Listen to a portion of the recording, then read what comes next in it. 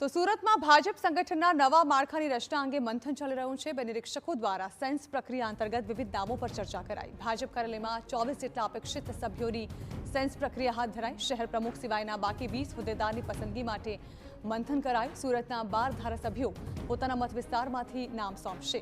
શહેર અને જિલ્લામાં સંગઠન પ્રમુખોની નિયુક્તિ થઈ ચૂકી છે। હજુ મહામંત્રી, ખજાનચી સહિતના હોદ્દેદારોની પસંદગી બાકી છે। મનપાના ચૂંટણી વર્ષમાં શહેર ભાજપ સંગઠનમાં બદલાવ થશે।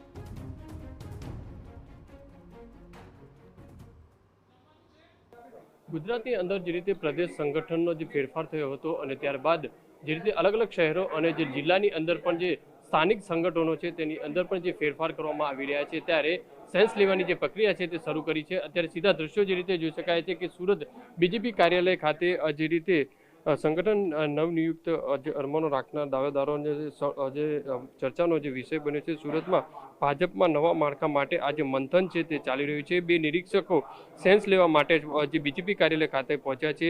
સુરત શહેરના જે 12 જેટલા ધારાસભ્યો છે પોતાના વિસ્તારમાંથી જે અલગ અલગ જે નામો છે તે નિરીક્ષકો અને આપવામાં આવશે અને સુરત મહાનગરપાલિકાની જે ચૂંટણી આવી રહી છે અને તેને ધ્યાનમાં રાખીને આ જે નામો છે તે ક્યાંક ને ક્યાંક જે ડિક્લેર કરવામાં આવે તેવી શક્યતા છે, કારણ કે નામોની જે ચર્ચા છે તે કરવામાં આવશે। વડોદરાથી અને ગોધરાના બે નિરીક્ષકો છે ઉધના સ્થિત ભાજપ કાર્યાલય ખાતે આવ્યા છે અને જે 24 જેટલા અપેક્ષિત જે સભ્યો છે તેમનું જે સેન્સ છે તે લેવામાં આવશે।